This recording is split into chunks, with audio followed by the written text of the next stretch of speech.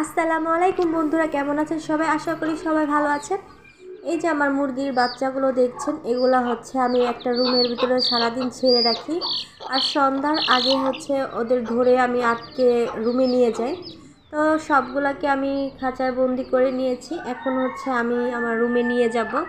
এখানে অনেক বড় বড় ইঁদুর আর চিকা আছে, ওদের খেয়ে ফেলতে পারে, এজন্য এই কাজটা আমি করে থাকি।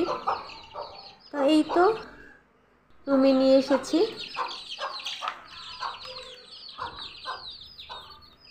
তো এখন আমি দেখব ওদের কি কি প্রয়োজন। এই যে পানিটা শেষ হয়ে গেছে, আমি এটাকে ভালো করে পরিষ্কার করে ধুয়ে আমি পানি আবার দিয়ে দিব।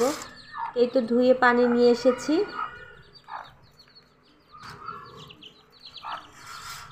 দেখুন মাশাআল্লাহ কিভাবে পানি খাচ্ছে।